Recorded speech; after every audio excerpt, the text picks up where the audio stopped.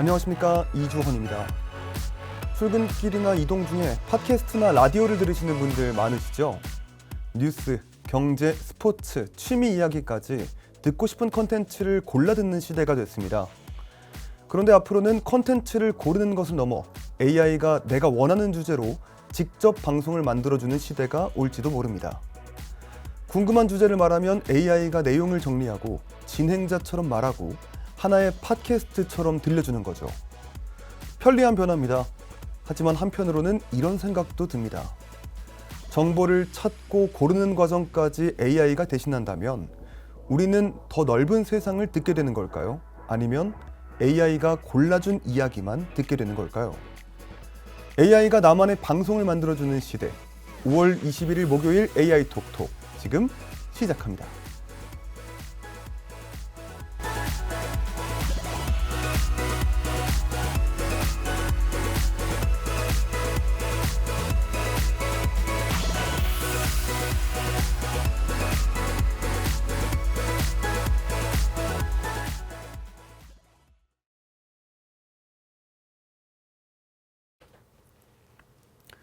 네, 5월 21일 목요일 AI 톡톡 오늘도 힘차게 출발해 보도록 하겠습니다. 오늘은 최소영 아나운서와 함께합니다. 안녕하세요. 안녕하세요. 오늘 아까 출근길에 오실 때 이어폰 꽂고 오시던데 혹시 뭐 들으면서 오셨나요? 저 팝송 듣고 왔습니다. 아, 노래 같은 거. 왜요? 아, 그냥 요즘에는 뭐 이동하면서 화면 보기는 좀 어려우니까 이렇게 뭐 들으면서 오시는 분들이 굉장히 또 많더라고요. 맞아요. 뭐 저도 출근길이나 이동 중에는 뭐 음악도 듣고 라디오도 듣고 팟캐스트도 듣고 하는데 이제는 내가 원하는 주제를 말하면은 AI가 그 자리에서 나만을 위한 오디오 컨텐츠를 만드는 시대가 또 됐다고 하더라고요. 신기하네요. 뭐 오늘 뭐 AI 뉴스 뭐 쉽게 뭐 설명해줘 아니면 뭐 월드컵 이야기를 뭐 10분짜리 뭐 방송으로 나한테 들려줘 이렇게 얘기를 하면 AI가 뭐 하나의 팟캐스트처럼 만들어준다고도 하는데 AI가 참 이 컨텐츠를 듣는 방식까지도 바꾸고 있는 뭐 그런 시대가 된 것 같습니다. 오늘도 AI 관련된 뉴스들 준비되어 있습니다. 화면으로 만나보시죠. 네, 오늘의 AI 뉴스 헤드라인입니다. 오늘도 AI 관련된 5가지 뉴스 준비됐습니다. 어떤 내용인지 한번 만나보시죠. 네, 젠슨왕 엔비디아 CEO가 중국이 결국 AI 칩 시장을 개방할 것이라면서 자신감을 내비쳤습니다. 다음으로는 얼굴 인증이 종이에도 뚫린다고 합니다. 한컴위즈가 AI와 양자 보안의 승부수를 던졌다는 소식도 전해졌고요. 머스크가 이 올트먼과 오픈 AI 상대로 한 세계의 재판에서 패소했다는 이야기까지 전해졌습니다. 다음으로 현대자동차가 새만금 프로젝트를 지원한다고 하는데요. AI와 로봇 산업을 거점으로 한다고 합니다. 마지막으로 AI 시대에 전력 굉장히 많이 드는데요. 정부가 차기 원자력 전략에 착수했다는 소식까지 전해졌습니다. 우리는 첫 번째 뉴스부터 만나보시죠.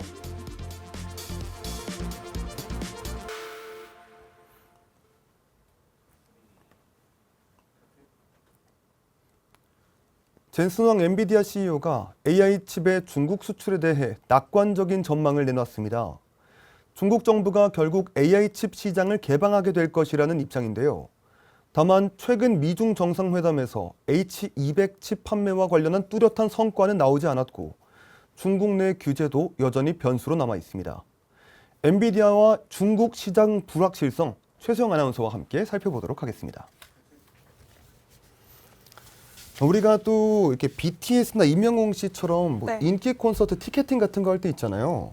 그럴 때 뭐 추가 좌석이 풀린다 이런 얘기 들으면 꽤나 기대를 또 하게 되잖아요. 맞아요.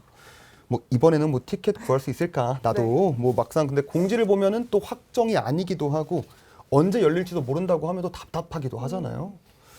근데 이렇게 지금 엔비디아의 AI 칩 중국 판매도 좀 비슷한 분위기인 것 같아요. 이 중국 시장이 열릴 수 있다는 기대감은 있지만 또 실제 H200 칩 판매가 될지는 또 불확실한 상태긴 하잖아요. 이 젠슨왕 엔비디아 CEO가 중국 AI 칩 시장에 대해서 그럼에도 불구하고 굉장히 낙관적인 전망을 좀 내세웠다고 하는데 이렇게 자신감을 보이는 이유 사실 저는 잘 모르겠긴 한데 어떤 내용인가요? 네, 우선 말씀해주신 비유가 굉장히 적절하다라는 생각이 드는데요. 일단 중국이 아무리 버텨봤자 결국 우리 칩을 쓸 수밖에 없다라는 엔비디아의 배짱입니다. 젠센황 CEO가 최근에 블룸버그 TV와 인터뷰를 했는데요. 여기서 중국 정부도 자국 시장을 어디까지 보호해야 할지 고민은 하겠지만 시간이 지나면 결국 문은 열릴 것이다 라고 딱 잘라서 말했습니다. 지금 미국과 중국 사이에 냉기류가 흐르든 말든 엔비디아 수장 머릿속에는 어차피 중국 시장은 다시 우리 손으로 들어오게 돼 있다라는 전략이 세워져 있는 거죠. 사실 엔비디아 입장에서는 중국이 포기할 수 없는 거대한 시장입니다. 중국 역시 인공지능 발전을 멈출 수 없는 처지다 보니 서로가 서로를 필요로 하는 이 심리를 젠센황이 정확히 꿰뚫고 낙관적인 심정을 내비친 거다라고 볼 수 있습니다. 네, 또 이 회담 전으로 엔비디아 주가가 아주 이 롤러코스터를 탔는데 네. 이 젠슨황 CEO가 트럼프 대통령 전용기에 막판에 또 합류하는 뭐 그런 사건이 있었잖아요. 맞아요. 그 당시에 이제 시총이 5조 7천억 달러까지 폭등했다고 하는데 이 과정에 대해서도 한번 설명해 주시죠. 네, 원래 명단에도 없다가 알래스카에서 기습 합류하면서 시장의 기대감에 불을 제대로 지핀 겁니다. 지난 12일에 트럼프 대통령의 전용기가 중국에 가다가 기름을 넣기 위해서 알래스카에 잠시 섰는데요. 거기서 젠슨황이 나타나서 비행기에 같이 탑승했다고 합니다. 이 소식이 나오자마자 시장은 드디어 꼬여있던 AI 칩의 중국 수출이 이제 뚫리는구나 라고 말하면서 난리가 났던 거죠. 트럼프 대통령이 엔비디아의 손을 잡고 중국과 반도체 빅딜을 하러 간다라는 그림 자체가 시장에서는 엄청난 청신호였습니다. 이 기대감 하나로 엔비디아 주가가 무섭게 치솟으면서 장중에는 시가총액이 무려 5조 7천억 달러라는 정말 어마어마한 고지까지 솟구쳤던 겁니다. 네, 기대가 컸던 만큼 이 결과가 애매하면 시장은 다시 실망할 수밖에 없을 것 같습니다. 근데 정작 정상회담이 끝나고 나서는 또 별다른 이 얘기가 없어서 이 주가가 네. 다시 반락하기도 했는데 실제 회담 분위기와 미국 정부 분위기는 좀 어땠습니까? 사실 소문난 잔치에 먹을 게 없었고요. 트럼프 대통령의 밀당 화법과 실무진의 선긋기가 겹치면서 거품이 많이 빠지게 됐습니다. 젠슨황 CEO 본인도 인터뷰에서 나는 중국 측과 직접 H200 칩 판매를 논의한 게 아니다라고 선을 그은 겁니다. 트럼프 대통령이 중국 지도부와 몇 차례 얘기를 나눴으니 자기는 양쪽이 어떤 결정을 내릴지 기다리는 중이라는 거죠. 또 실무 사령탑인 제이미슨 그리어 무역대표부 대표는 반도체 수출 통제는 이번 회담에서 주요 주제가 아니었다라고 딱 잘라 말하기도 했습니다. 눈에 보이는 확실한 합의가 나오지 않으니까 결국 부풀었던 기대감이 시장에서 좀 빠지면서 시총은 다시 5조 3,800억 달러 선으로 내려앉아 있는 상태입니다. 네, 이 이야기를 듣다 보니까 의문인 게 미국은 이미 지난 3월에 H200 칩 이 수출을 허락을 해줬잖아요. 네. 그런데 왜 아직도 엔비디아가 이 중국 장사에 애를 먹고 있는지도 궁금하고요. 네. 장기적으로 이 시장이 열릴 거라는 진짜 근거는 또 무엇일까요? 네, 말씀대로 미국이 문을 열어줬지만 사실 이번에는 중국 정부가 빗장을 걸어 잠근 상태입니다. 그럼에도 장담하는 건 엔비디아의 독점적인 기술력인데요.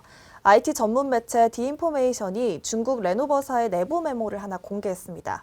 미국이 수출을 허락해준 지난 3월 이후로 중국 정부가 라이선스를 내어주거나 또는 정책을 바꿔준 게 단 하나도 없다라는 내용이었습니다. 그러니까 미국 규제가 풀리자 이제는 중국 정부가 기술 종속도 막고 자국 반도체도 키우겠다며 미국산 AI 칩을 가져오지 말라라고 말한 겁니다. 네, 이렇게 중국 정부 자체가 이 빗장을 걸어 잠그고 있다고 하셨는데 네. 그런데도 이 젠슨황 CEO는 왜 이렇게 이 시장이 열릴 거라고 장담하고 있는지 이것도 궁금합니다. 네, 기업들이 글로벌 AI 전쟁에서 살아남으려면 결국 엔비디아 말고는 대안이 없다는 걸 이 젠슨황 CEO도 너무 잘 알고 있기 때문입니다. 중국 정부가 아무리 자국산 칩을 쓰지 말라고 자국산 칩을 쓰라고 단속해도 기술 격차가 워낙 크다 보니까 대세를 따르지 않으면 중국 빅테크들이 통째로 도태될 수 있습니다.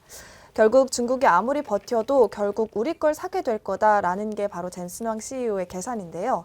이번에 서명지는 받지 못했지만 트럼프 전용기까지 같이 타고 가면서 이슈를 수면 위로 올려놨기 때문에 좀 장기적으로는 보이지 않는 비공식 빗장들이 그래도 하나씩은 좀 풀리지 않을까 하는 시장의 기대감도 반영돼 있습니다. 네, 엔비디아의 이 H200 판매는 기대감과 불확실성이 함께 공존하고 있는 상황인 것 같습니다. 이 젠슨황 CEO는 결국 이 중국 AI 칩 시장이 열릴 것이라고 본인은 확신을 하고 있지만 이 미중 관계와 중국 내부 규제라는 변수는 여전히 남아 있습니다. AI 패권 경쟁 속에서 이 엔비디아의 중국 전략이 어떤 식으로 더 전개가 될지 지켜보시면 좋을 것 같습니다. 저희는 다음 뉴스 만나보도록 하겠습니다. 네, 요즘 이 보안, 얼굴 인증 많이 사용하실 텐데요. 종이 사진에도 뚫리는 얼굴 인증이라는 이야기가 나왔습니다. 한컴위드가 AI 그리고 양자 보안의 승부수를 던졌다고 하는데요. 어떤 내용인지 확인해 보시죠.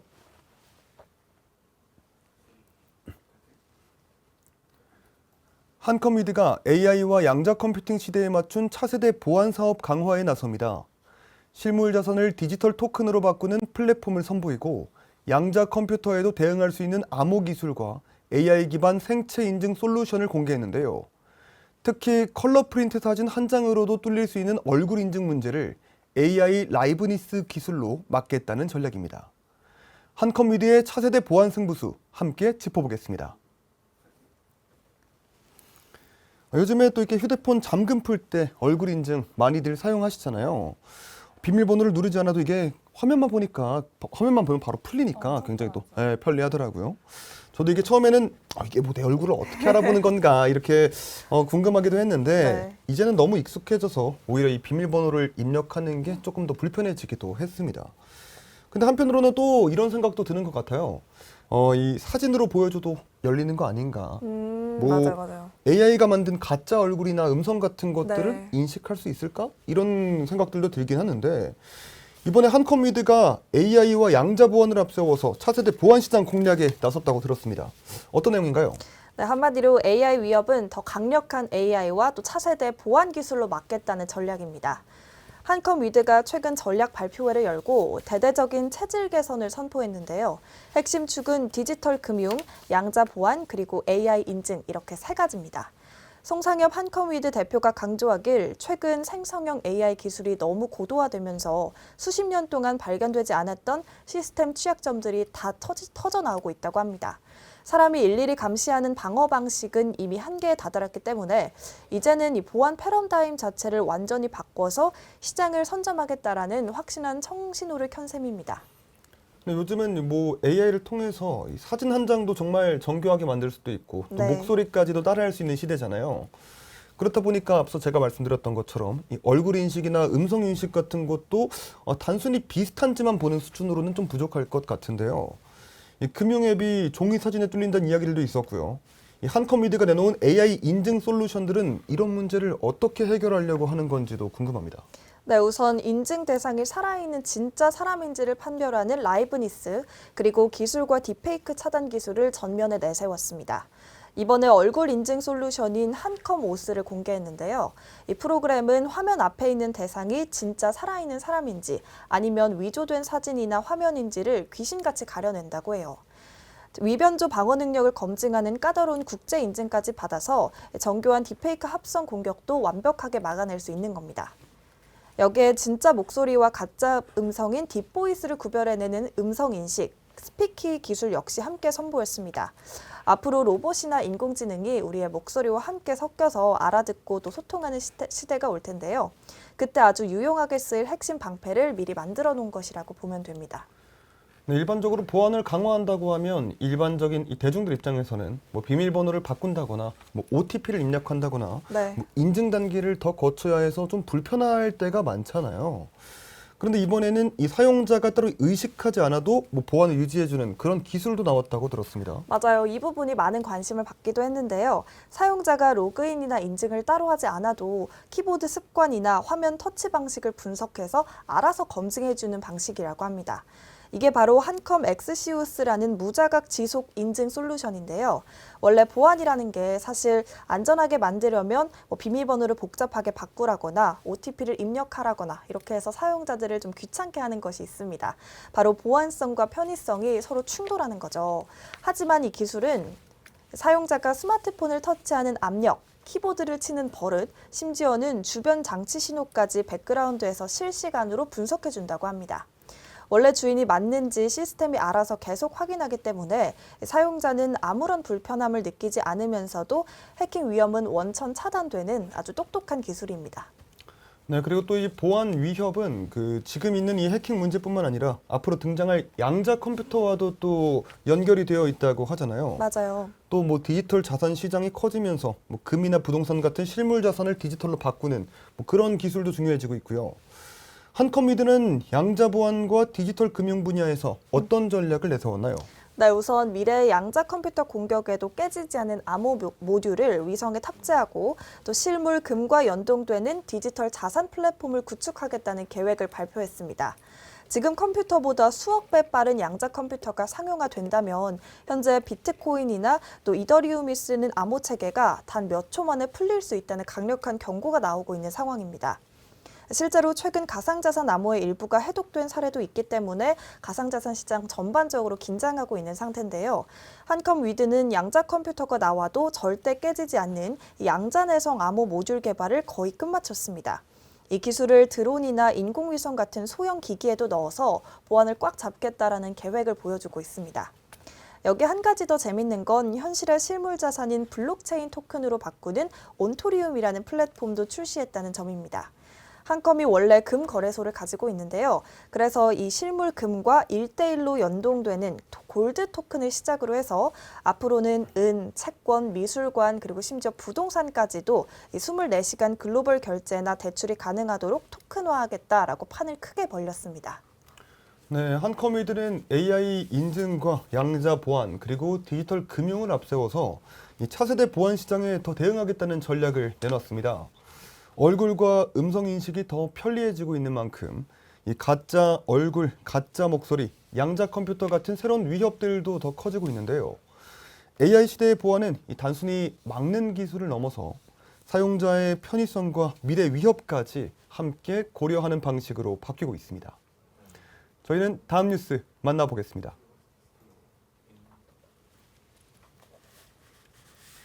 네, 일론 머스크 CEO가 올트먼과 오픈AI를 상대로 한 3개의 재판에서 패소를 냈다는 소식이 전해졌습니다. 어떤 내용인지 함께 만나보시죠.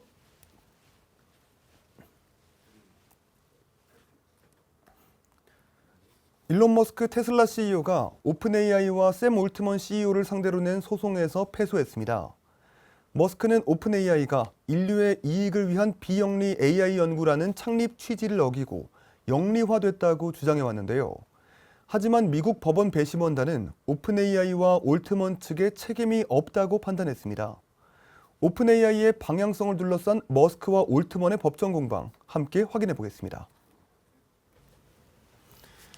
우리가 친구나 지인과 같이 일을 시작했는데 시간이 지나면서 생각이 달라지는 경우들이 좀 있잖아요. 네.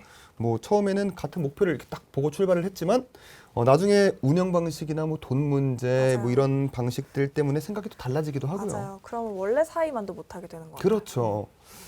그럴 때도 우리가 처음 생각했던 게 이게 맞나 싶기도 하고 이런 갈등이 생기기도 하는데요. 이 오픈AI를 둘러싼 일론 머스크와 샘 올트먼 CEO의 갈등도 뭔가 이런 맥락에서도 볼 수 있을 것 같습니다. 네.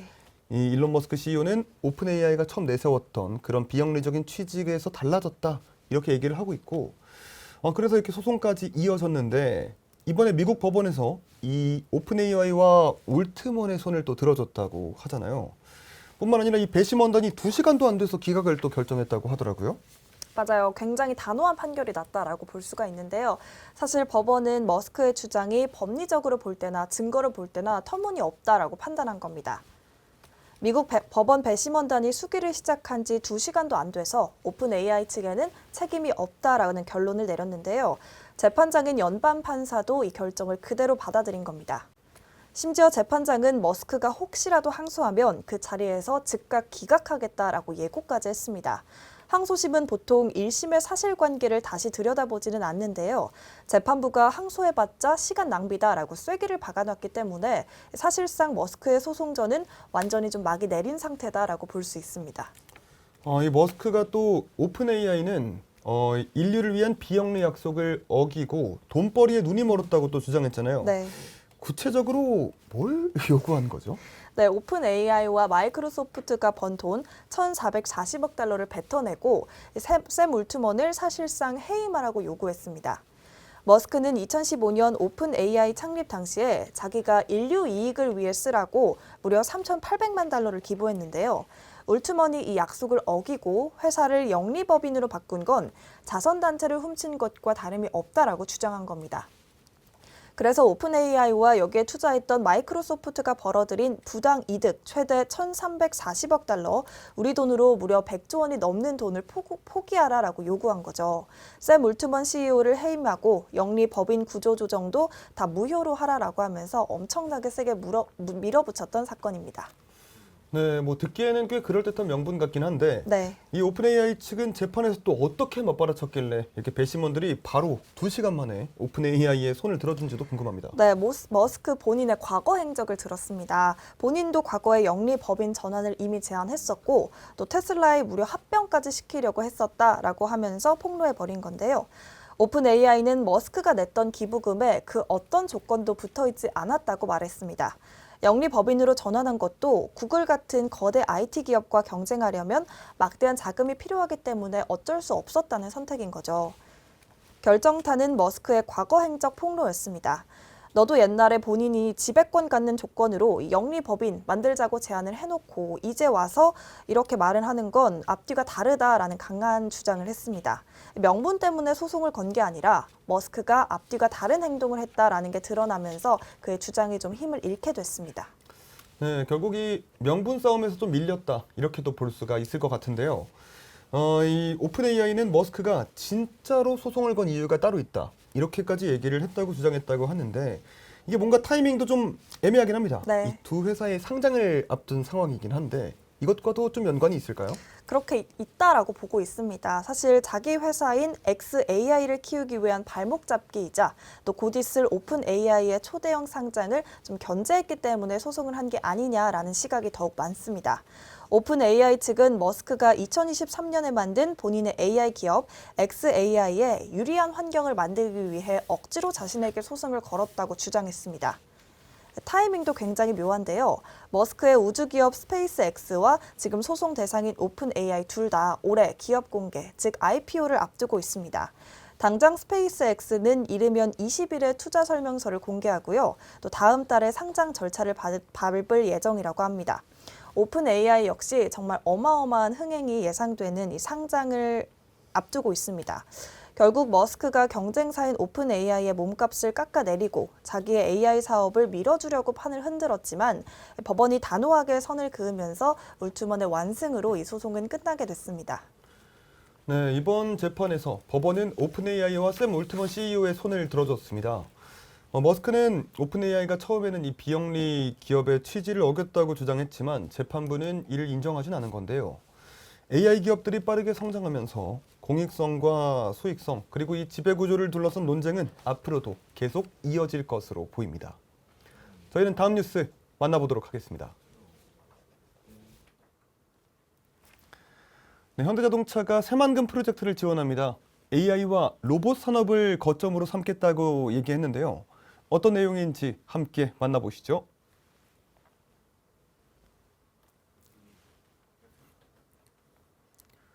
정부가 현대차 그룹의 새만금 투자 프로젝트를 범정부 차원에서 지원하기로 했습니다. 새만금을 AI와 로봇, 수소, 데이터 센터가 결합된 미래 산업 거점으로 키우겠다는 계획인데요. 로봇 핵심 부품 국산화와 AI 데이터 센터 투자 지원, 청정 수소 공급, 인력 양성, 금융 지원까지 종합적인 지원 방안이 마련됐습니다. 새만금이 미래 모빌리티와 AI 로봇 산업의 거점으로 자리 잡을 수 있을지 함께 확인해 보도록 하겠습니다. 또 최근에 저희 집 앞에 좀 큰 카페가 하나 생겼습니다. 네. 근데 이게 동네에 큰 카페나 마트가 또 들어오게 되면은 근데 그 가게 하나만 들어온다고 또 끝나는 게 아니잖아요. 뭐 그 사람들이 찾아오기도 쉬워야 되고, 뭐 주차할 공간도 있어야 되고, 뭐 주변에 다른 가게들이 같이 생기기도 하면은 또 동네 분위기 자체가 또 달라지기도 하고요. 맞아요. 많은 게 바뀌죠. 그렇죠. 근데 이 큰 기업이 뭐 투자를 하는 것들도 뭔가 좀 비슷한 결인 것 같은데 큰 기업이 새로운 사업을 하려면 이 공장이나 연구 시설만 짓는 게 아니라 이 전기와 에너지, 물류, 인력까지 정말 다양한 지원들이 또 함께 따라와야 할 텐데요. 정부가 현대차 그룹의 이 새만금 프로젝트를 범정부 차원으로 또 지원하겠다고 밝혔습니다. 구체적으로 어떤 판을 깔아주겠다고 하는 건지 좀 얘기해 주시면 좋을 것 같습니다. 네, 한마디로 돈, 땅, 그리고 규제 완화까지 현대차가 필요한 건 정부가 다 대주겠다는 파격적인 지원 전략입니다. 정부가 새만금에서 총리 주재로 회의를 열고요. 또 종합 지원 계획을 발표했습니다. 크게 AI 로봇, AI 데이터 센터, 수소 에너지, 태양광, 그리고 AI 수소시티까지 총 5개 분야를 콕 집어서 지원하겠다고 발표한 겁니다.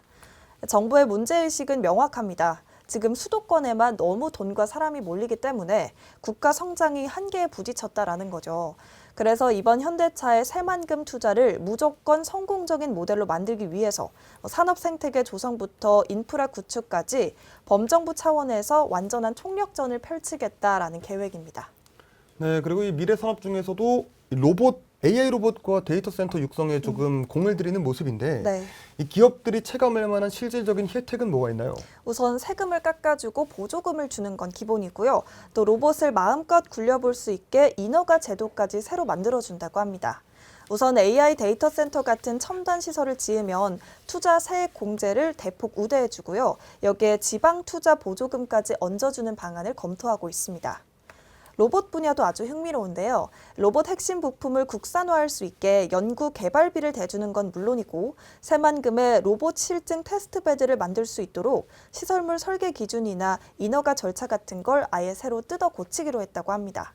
게다가 이 지역을 종합보세 구역으로 지정하고 투자 보조금도 늘려서 로봇을 수출입할 때 걸림돌이 없도록 시원하게 길을 열어줄 예정이라고 해요. 확실히 AI나 로봇 산업이 좀 커지려면 이 에너지 문제도 함께 해결해야 될 것 같습니다. 네. 현대차가 차세대 먹거리로 강력하게 밀고 있는 이 수소나 재생에너지 분야에서도 꽤 굵직한 특혜성 패키지가 포함됐다면서요. 맞아요. 땅도 내주고 이 허가 기간도 대폭 늘어나면서 아예 세금 혜택이 쏟아지는 기회발전 특구 지정을 추진하고 있습니다. 태양광 발전할 때 가장 중요한 건 결국 부지입니다. 정부가 발전 생산 단가를 낮출 수 있도록 육상 태양광 발전 부지를 직접 제공하겠다고 한 거예요. 여기에 발전소 부지의 공유 수면 점용 허가 기간도 연장해줘서 즉 기업이 굉장히 안정적으로 운영할 수 있도록 정부가 발을 뻗었다고 볼 수 있습니다. 이렇게 만들어진 청정 수소 에너지를 새만금 수변 도시에 직접 공급하기로 했습니다. 이를 통해서 탄소 중립 도시를 만들겠다라는 그림인데요. 결정적으로 현대차 투자지구를 기회발전 특구로 지정하고 재생에너지 자립 도시로도 검토하겠다라고 말했습니다. 특구로 지정이 되면 세제 혜택이나 규제 완화 수준이 완전히 달라지기 때문에 현대차 입장에서는 날개를 다는 셈입니다. 네, 뭐 새로운 산업이 또 자리 잡으려면 기술도 필요하지만 그 기술을 다룰 사람과 또 자금도 중요하잖아요. 네. 이번 계획에서 이 인재 양성과 금융 지원은 어떤 방식으로 이루어질 예정인가요? 네, 고등학교가 열쇠가 됐는데요. 맞춤형 AI 마이스터고를 세워서 인재를 기르고 또 자금은 국내 펀드는 물론 해외 국부 펀드까지 돈을 아주 끌어다 주겠다라는 전략입니다. 돈과 사람 문제를 동시에 해결하겠다라는 건데요. 일단 인재 양성을 위해 기업 수요에 맞춰서 AI 마이스터고를 지정하고 특성화 대학까지도 운영해 줍니다. 대학원 과정도 AI 혁신 대학원으로 선정되도록 정부가 직접 지원 사격을 해준다고 해요. 제일 중요한 자금줄은 국민 성장 펀드를 활용해서 투자나 대출을 종합적으로 지원할 계획입니다. 앞권은 해외 큰손들을 끌어오는 겁니다. 현대차가 사업 계획을 가져오면 산업은행이 검토한 뒤에 무려 아랍에미리트 국부펀드 측에 여기에 투자해보라라고 직접 제안을 넣겠다고 합니다. 정부가 보증을 서서 5일 머니까지 당겨주겠다는 얘기니까 현대차로서는 든든한 뒷배를 얻었다고 볼 수 있습니다.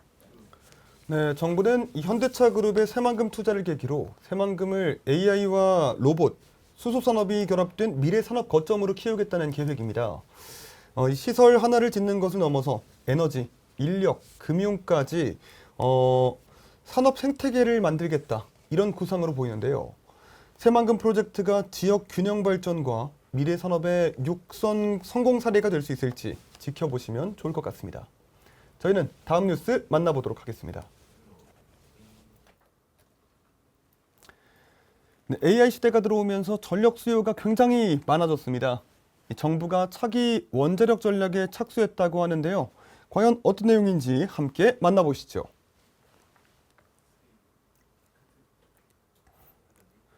정부가 AI 시대 전력 수요 증가에 대응하기 위해 차기 원자력 전략 수립에 나섰습니다. 2027년부터 2031년까지 적용될 종합계획에는 원전 기술 개발과 안전, 방사성 폐기물 관리, 인력 양성 방안 등이 담길 예정인데요. AI 시대 전력 수요에 원자력이 어떤 역할을 하게 될지 관련 내용 최수영 아나운서와 함께 살펴보도록 하겠습니다. 네, 또 날씨가 많이 더워졌죠. 저도 이제 날씨가 또 더워졌다 보니까 제가 네. 더위를 많이 타는 편이라 그래요? 가지고 저도요. 저희 집은 벌써 에어컨을 좀 틀었습니다. 좀 너무 빠른 거 아닐까요? 그러니까 이게 본격적인 여름도 아직 안 됐는데 이미 전기요금 걱정이 좀 되더라고요.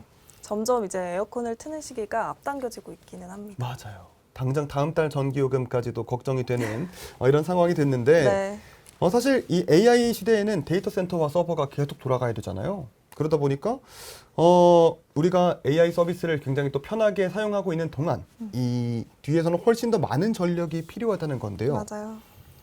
AI 확산으로 전력 수요가 커지면서 이 과학기술정보통신부가 제7차 원자력 진흥 종합계획 수립을 위한 첫 회의를 또 열었다고 들었습니다. 탄소 중립도 중요하겠지만 요즘 전 세계를 휩쓸고 있는 인공지능 열풍 때문에 이 계획을 또 서둘러서 준비하게 됐다고 하던데 정부가 갑자기 원전 정책 방향을 새로 조율하고 나선 진짜 이유 뭔지 궁금합니다. 네, 폭발하는 AI 데이터 센터의 전력 수요를 감당하고 글로벌 SMR 시장을 선점하겠다라는 전략입니다.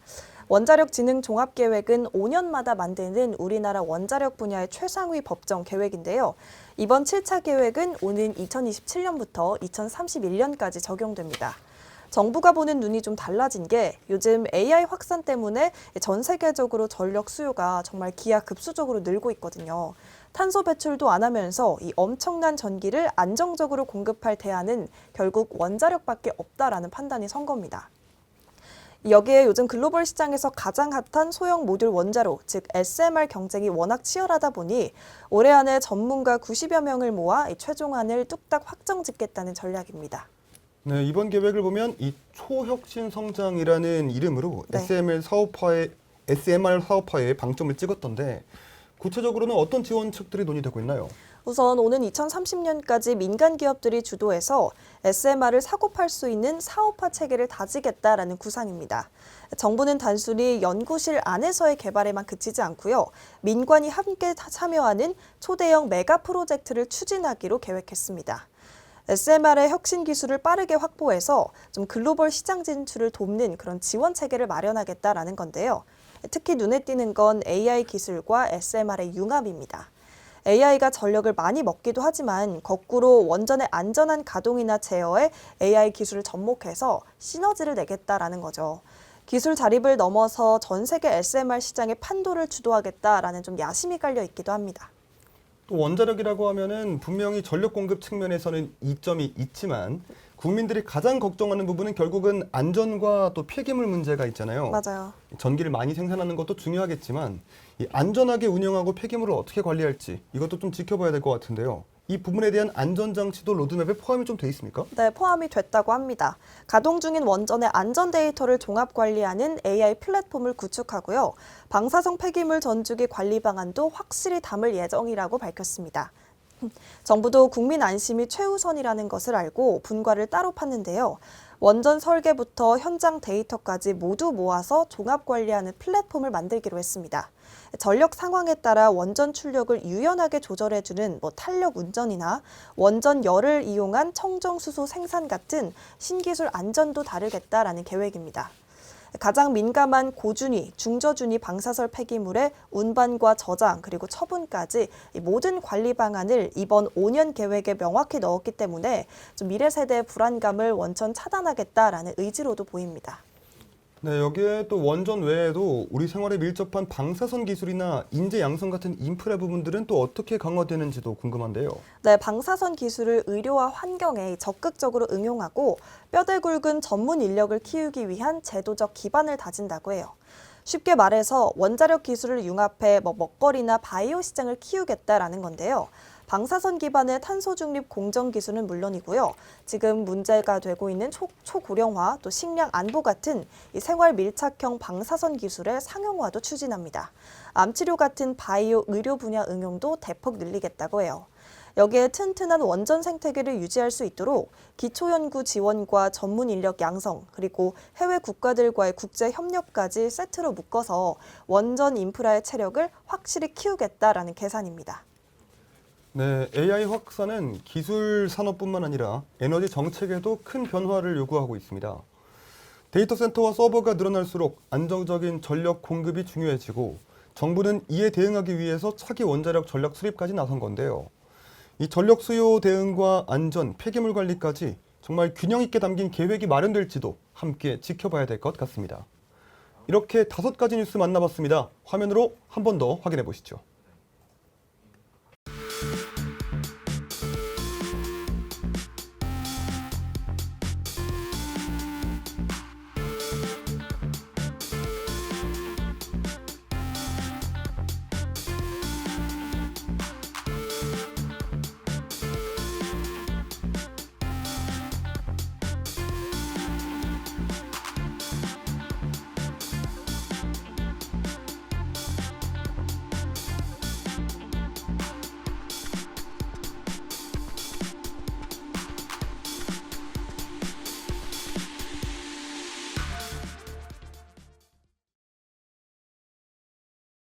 네, 이어서 AI 기업 포커스 시간입니다.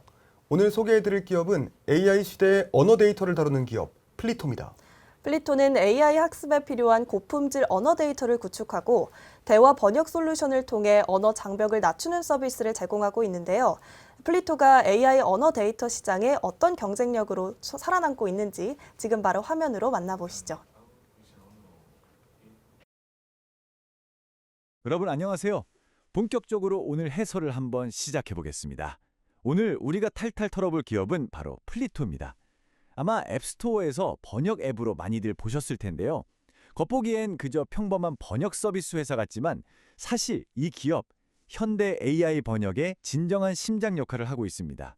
그 이면에 엄청난 비밀 무기를 숨기고 있거든요.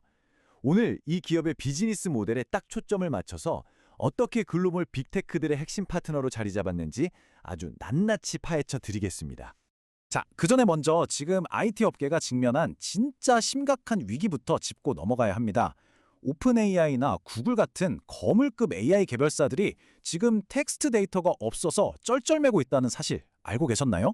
학습에 쓸 고품질 디지털 텍스트가 바닥을 드러내고 있습니다. 정말 전례 없는 데이터 고갈 위기죠. 이런 상황에서 아주 질 좋은 언어 데이터를 산더미처럼 쌓아둔 기업이 있다면 어떻게 될까요? 네, 당연히 그 가치가 천정부지로 뛸 수밖에 없는 겁니다. 오늘 다룰 핵심 내용들 짧게 짚고 가겠습니다. 1번 번역의 패러다임 전환을 시작으로 2번 언어 데이터, 3번 데이터 선순환 구조, 4번 기술 솔루션, 5번 재무 성과, 그리고 마지막 6번 초개인화 AI의 미래까지 쫙 한번 달려보겠습니다. 그럼 첫 번째 섹션, 번역의 패러다임 전환입니다. 부제는 인간 통역 부스를 대체하는 AI네요. 요즘 규모가 꽤 큰 글로벌 행사 가보신 분들은 아마 느끼셨을 거예요. 예전처럼 통역 부스에서 사람 목소리 기다리지 않죠. 플리토의 라이브 트랜슬레이션이 그 자리를 꽤 찼거든요. 무려 42개 언어를 지원하는 AI 동시 통역 솔루션인데 이미 구글, AWS, 메타 같은 내로라 하는 기업들 행사에 쫙 깔렸습니다. 내 폰 화면에 실시간으로 자막이 팍팍 꽂히는데 국제 행사의 풍경 자체를 완전히 바꿔버린 셈이죠. 근데 흔히 쓰는 일반 AI 번역기랑 뭐가 다르냐고요? 이 화면 보시면 차이가 확 와닿으실 겁니다. 뷰티 브랜드 중에 성분 에디터라고 있잖아요. 이걸 그냥 범용 AI에 돌리면 진짜 성분을 편집한다는 식으로 엉뚱하게 오역해버립니다. 비즈니스 현장에선 완전 대참사죠. 반면에 플리토의 특화 AI는 산업 맥락을 귀신같이 알아채고 고유 명사를 완벽하게 번역해냅니다. 기업들 입장에선 이런 디테일이 생명이고 신뢰도와 직결되거든요. 두 번째 섹션으로 넘어가겠습니다. 숨겨진 본질, 언어 데이터, 부제는 13년의 아카이브입니다. 여기 띄어진 1,400만이라는 숫자. 대체 뭘까요? 바로 플리토 크라우드 소싱 플랫폼을 쓰는 유저 수입니다. 무려 13년 동안 전 세계 173개국에서 이 어마어마한 사람들을 모아 전문 언어 데이터 무기고를 만들어 온 거예요. 앞서 말씀드린 완벽한 번역 솔루션은 빙산의 일각일 뿐이고 수면 아래에 있는 이 1,400만 명의 거대한 유저풀, 이게 바로 플리토의 진짜 핵심이자 누구도 쉽게 넘볼 수 없는 철옹성입니다. 이들이 가진 데이터 경쟁력이 어느 정도냐면요. 정확도가 99.8%입니다. 거의 미친 수준이죠. 의료나 IT 같은 어려운 전문 용어도 척척 해내고 전문가가 직접 참여해서 꼼꼼하게 검수까지 합니다. 그리고 여기서 정말 아주 중요한 핵심 포인트, 바로 저작권 문제가 1도 없다는 겁니다. 남의 행사 문장을 통째로 긁어오는 게 아니라 AI가 못 알아듣는 단어만 쑥쑥 뽑아서 아예 새로운 문장을 창조해내거든요. 글로벌 빅테크들이 법적 리스크 없이 안심하고 데이터를 싹쓸이해갈 수밖에 없는 이유입니다. 세 번째 섹션, 데이터 선순환 구조입니다. 부제는 플라이휠 효과네요. 플리토의 비즈니스 구조를 보면 정말 감탄이 나옵니다. 자기들만의 데이터 플라이휠을 완성했거든요. 일단 집단지성으로 데이터를 쫙 빨아들이고 그 데이터로 자체 AI를 미친 듯이 학습시킵니다. 그럼 솔루션이 엄청 똑똑해지겠죠? 그 좋은 서비스를 사람들이 쓰면 쓸수록 새로운 데이터가 또 쌓이고 엔진은 더 고도화됩니다. 한번 굴러가기 시작하니까 알아서 가속도가 붙는 완벽한 무한 동력 사이클을 만들어낸 겁니다. 네 번째 섹션, 압도적인 기술 솔루션입니다. 부제는 엔터프라이즈에서 B2C까지입니다. 이렇게 쌓인 강력한 기술력, 과연 어디에 쓰일까요? 진짜 안 쓰이는 것이 없습니다. 타겟을 아주 촘촘하게 쪼개놨거든요. 서울역이나 인천공항에서 외국인들 안내할 때 쓰는 엔터프라이즈 버전부터 우리 같은 일반 사람들이 줌 미팅할 때 쓰는 베타 버전도 있죠. 심지어 CJ 올리브영 같은 거대 이커머스 플랫폼에는 상품 이미지를 실시간으로 번역해주는 OCR 솔루션까지 들어가 있습니다. 그냥 번역이 필요한 모든 길목을 다 잡고 있다고 보시면 됩니다. 다섯 번째 섹션, 폭발적인 성장과 재무입니다. 부제는 시장 검증이네요. 자, 기술 좋은 건 알겠고 그래서 돈은 잘 버냐? 이 차트 한번 보시죠. 2020년에 57억 원 하던 매출이 2024년에 무려 203억 원을 찍었습니다. 5년 연속 수직 상승해요. 더 놀라운 건 내년 2025년 전망치입니다. 360억 원이라는 엄청난 퀀텀 점프를 예상하고 있고 영업이익도 드디어 흑자로 돌아설 거라고 합니다. 기술력만 좋은 게 아니라 시장에서 확실하게 돈을 버는 구조라는 걸 검증받은 셈이죠. 여기서 이 도넛 차트를 좀 유심히 보셔야 합니다. 플리토의 진짜 정체성이 여기 다 담겨 있거든요. 앱 서비스나 솔루션 매출도 있지만 진짜 핵심은 전체 매출의 무려 60.5%를 차지하는 데이터 판매 부문입니다. 미국의 그 잘 나가는 빅테크들한테 AI 학습용 고품질 텍스트를 파는 이 B2B 사업, 이게 바로 플리토를 먹여 살리는 엄청난 캐시카우입니다. 이 회사는 사실상 거대한 데이터 팩토리였던 거죠. 해외에서 얼마나 잘 먹히고 있는지는 이 수출의 탑 연역이 전부 증명해 줍니다. 2020년 100만 불을 시작으로 300만 불, 500만 불, 그리고 2025년엔 무려 700만 불 수출의 탑을 예약해뒀습니다. 글로벌 빅테크들이 플리토의 언어 데이터를 사려고 얼마나 러브콜을 보내고 있는지 짐작이 가시죠? 방금 들어온 가장 따끈따끈한 데이터인 2026년 1분기 실적도 아주 흥미롭습니다. 전년 대비 13% 증가한 52억 원의 매출을 올리면서 아주 탄탄하게 두 자릿수 성장을 이어가고 있는데요. 여기서 주목할 건 이 회사가 지금 번 돈에 안주하지 않는다는 겁니다. 다가올 피지컬 AI 시대를 위해 신규 플랫폼 같은 R&D에 막대한 비용을 쏟아붓고 있습니다. 진짜 무서운 기업은 늘 이렇게 미래에 먼저 베팅하는 법이잖아요. 드디어 마지막 여섯 번째 섹션입니다. 초개인화 AI의 미래, 부제는 나만의 통역사입니다. 플리토 이정수 대표의 이 멘트를 한번 보실까요? 모든 사람이 자신만의 언어 엔진을 갖는 세상이 목표다. 네, 이게 바로 플리토의 넥스트 스텝입니다. 남들 다 똑같이 쓰는 평범한 AI 번역, 이젠 관심 없다는 거죠. 내 특유의 목소리, 내 말버릇, 심지어 내 직업의 전문 어휘까지 싹 다 알아듣는 나만의 초개인화 엔진을 만들겠다는 겁니다. 스케일이 아예 다르지 않나요? 이 엄청난 비전을 현실로 만들기 위해 플리토가 꺼내든 카드가 바로 아케이드 토킹 미션입니다. 이제 텍스트 데이터의 강자를 넘어서겠다는 거죠. 차세대 피지컬 AI나 로봇에 들어갈 아주 자연스럽고 사람 같은 음성 데이터를 대량으로 수집하려고 자사 플랫폼을 전면적으로 업그레이드했습니다. 빅테크들이 목말라하는 음성 데이터 시장의 패권까지 전부 쥐어보겠다는 아주 강력한 선전포고입니다. 자, 오늘 해설을 마무리하면서 여러분께 아주 흥미로운 질문 하나 던져보겠습니다. 지금 세상이 온통 화려한 AI 모델들에만 열광하고 있잖아요. 하지만 그 AI가 똑똑하게 숨쉬려면 결국 누군가는 계속해서 질 좋은 데이터를 먹여줘야만 합니다. 모두가 AI 알고리즘 개발에만 뛰어들 때 그 이면에서 궁극의 데이터 팩토리를 조용히 장악해온 기업, 과연 이 AI 전쟁의 진짜 승자는 누가 될까요? 우리가 플리토의 성장 궤적을 계속해서 주목해야 할 이유, 오늘 확실히 느끼셨을 거라 생각합니다. 이번 기업 해설이 여러분께 유익한 인사이트가 되었길 바라며 저는 여기서 인사드리겠습니다. 시청해주셔서 감사합니다. 네, 이제는 기술 변화만큼이나 시장의 평가를 함께 읽는 일도 중요해졌는데요. 증권사 애널리스트의 날카로운 시선으로 주요 기업의 투자 포인트를 함께 짚어보는 AI 증권 리포트 시간입니다. 오늘 함께 볼 리포트는 한화투자증권의 ICTK 리포트입니다. 시장은 ICTK를 어떻게 보고 있는지 화면으로 만나보시죠. 자, 오늘 살펴볼 리포트 분석 정말 흥미롭습니다. 최근 테크 업계랑 주식시장에서 아주 뜨거운 감자로 떠오른 기업이 하나 있죠. 바로 ICTK입니다. 오늘 하나증권에서 나온 심층 분석 리포트를 바탕으로 이 회사를 싹 한번 파헤쳐 볼 건데요. 평소에 새로운 기술 트렌드나 그 속에 숨겨진 투자 기회 찾는 거 좋아하시는 분들이라면 오늘 내용 진짜 귀 쫑긋 세우고 들어보셔도 좋습니다. 오직 기술력 하나로 글로벌 시장 판도를 뒤흔들고 있는 이 기업의 엄청난 잠재력 지금부터 하나하나 뜯어보겠습니다. 준비되셨죠? 바로 들어갑니다.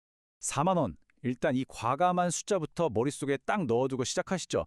이게 바로 하나증권이 제시한 ICTK의 12개월 목표 주가입니다. 참고로 이 리포트가 막 나왔을 때 현재 주가가 한 19,000원대였거든요. 그러니까 지금보다 무려 2배 이상의 엄청난 상승 여력이 있다고 대놓고 평가한 겁니다. 아니 도대체 뭘 믿고 이렇게 자신만만하게 목표가를 높게 불렀을까요? 당연히 막연한 기대감 같은 건 아닐 겁니다. 본격적으로 그 이유를 좀 파고들어 볼까요? 애널리스트가 리포트에서 아주 강력하게 던진 돌직구 멘트가 하나 있습니다. 국내 최초 빅테크 레퍼런스 확보, 지금 매수하세요. 여기서 우리가 밑줄 쫙 치고 봐야 할 단어는 바로 빅테크 레퍼런스입니다. 솔직히 그동안 우리나라 보안업체들 내수 시장에 너무 갇혀 있어서 기업 가치 제대로 인정받기 진짜 힘들었잖아요. 그런데 ICTK가 그 얄미운 유리천장을 깨버리고 글로벌 테크 기업으로 퀀텀 점프할 수 있는 결정적인 무기를 손에 쥐었다는 겁니다. 근데요, 그 무기의 파괴력이 생각보다 진짜 훨씬 더 거대합니다. 무려 80에서 90%에 달하는 수치예요. 이게 무슨 뜻이냐? ICTK가 글로벌 빅테크 기업에 부품 몇 개 납품하고 마는 그런 뻔한 보조 공급사가 아니라는 겁니다. 원래 유럽 쪽 콧대 높은 보안칩 업체들이 꽉 잡고 있던 물량을 확 뺏어오면서 사실상 그 빅테크 기업의 보안칩 공급을 싹쓸이 거의 독점하는 수준이라는 거죠.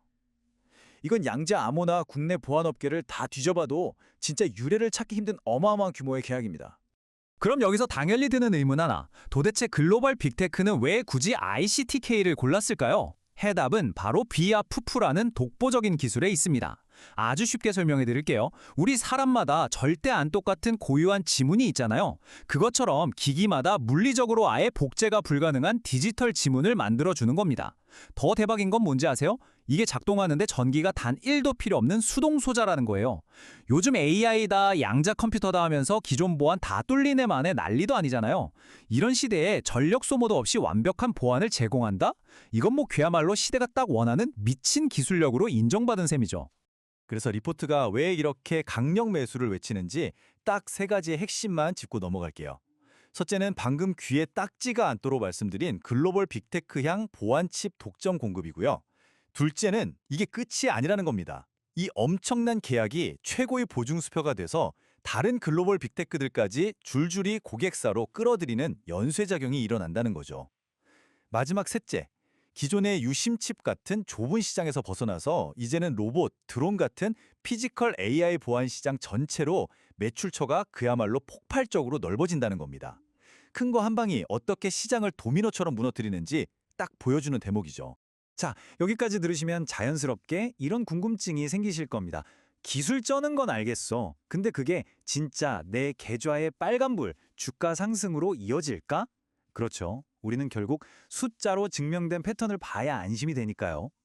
과연 ICTK가 보여줄 미래가 이미 과거에 한번 터졌던 그 대박 사이클의 재현은 아닐까요?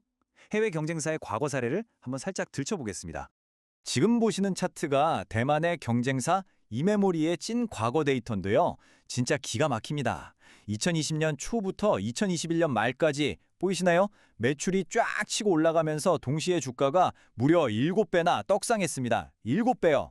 기업 가치 보여주는 PBR도 3배에서 15배로 치솟더니 실적 터질 땐 60배까지 갔어요. 애널리스트는 바로 이 객관적인 과거 데이터가 ICTK의 앞으로의 떡상 흐름을 예측할 수 있는 아주 결정적인 힌트라고 보고 있는 겁니다. 아니, 두 회사가 왜 평행 이론이라는 걸까요?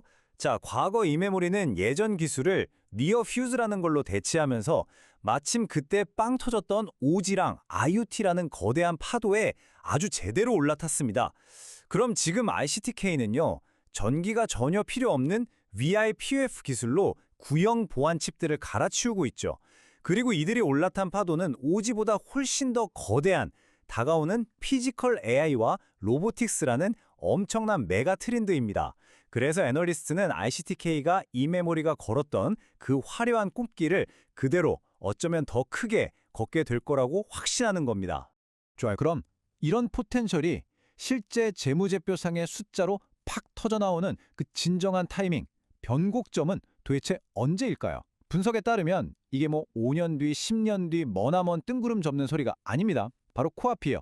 빅테크 물량이 실적에 본격적으로 찍히면서 회사 체질이 완전히 뒤바뀌는 바로 그 시기. 우리는 2025년에서 2026년으로 넘어가는 딱 요 1년을 진짜 눈에 불을 켜고 지켜봐야 합니다. 여기서 진짜 대박인 건 이 숫자들의 변화폭입니다. 2025년에 40억 원으로 예상되던 매출이 단 1년 만에 2026년에는 232억 원으로 뜹니다. 거의 6배 가까운 폭풍 성장이에요. 근데 수익성은 더 드라마틱합니다. 89억 원 적자 내던 회사가 1년 만에 58억 원 흑자로 싹 돌아선다는 거죠. 말 그대로 극적인 턴어라운드입니다. 빅테크 계약이라는 그 이름값이 진짜 현금으로 바뀌어 들어오는 타이밍을 이 표가 정확히 말해주고 있는 거예요. 그리고 중요한 건 이게 2026년에 한번 반짝하고 끝나는 불꽃놀이가 아니라는 겁니다. 232억 원 찍은 매출이 다른 빅테크나 로봇, 드론 시장으로 계속 뻗어나가면서 2027년에는 무려 404억 원, 또 한 번 거의 2배의 뻥치기 될 거라고 추정하고 있어요. 기술이 표준으로 꽉 자리 잡고 규모의 경제가 돌아가기 시작하면서 기업 덩치가 말 그대로 거침없이 커지는 아주 교과서적인 스케일업을 보여주는 거죠. 자, 바로 이런 든든한 근거들 때문에 하나증권이 시장이 막 오르락내리락 흔들릴 때도 꿋꿋하게 목표가 4만 원 강력 매수를 외치고 있는 겁니다. 이게 그냥 행복회로 돌리는 게 아니라 대체 불가한 기술력, 빅테크가 직접 찍어준 보증소표, 그리고 곧 숫자로 쾅 찍힐 확실한 실적 턴어라운드까지 이 3박자가 리포트의 뼈대를 아주 단단하게 받쳐주고 있으니까요. 자, 이제 마지막으로 여러분 스스로에게 이 흥미로운 질문을 하나 던져보시길 바랍니다. 내 주변의 모든 기기들이 AI로 연결되고 상상도 못할 속도의 양자 컴퓨터가 해킹을 시도하는 어마무시한 시대, 전기도 없이 스스로를 완벽하게 방어해내는 이 복제 불가능한 디지털 지문이 과연 전 세계가 엎드렸을 수밖에 없는 궁극의 보안 표준이 될 수 있을까요? 좁디 좁은 내수 시장을 벗어나 글로벌 빅테크의 마음을 홀딱 뺏어버린 이 기업의 다음 스텝, 우리가 진짜 흥미진진하게 지켜봐야 할 이유가 바로 여기 있습니다. 오늘 분석해드린 내용이 여러분의 날카로운 투자 통찰에 쏠쏠한 도움이 되셨길 바랍니다. 네, 저희가 준비한 소식은 여기까지입니다. 오늘 저희가 전해드린 이야기가 인공지능을 이해하시는데 조금이나마 도움이 되셨으면 좋겠습니다. 내일도 AI를 간파하는 똑똑한 정보들로 다시 찾아뵙겠습니다. 함께해 주신 여러분 고맙습니다.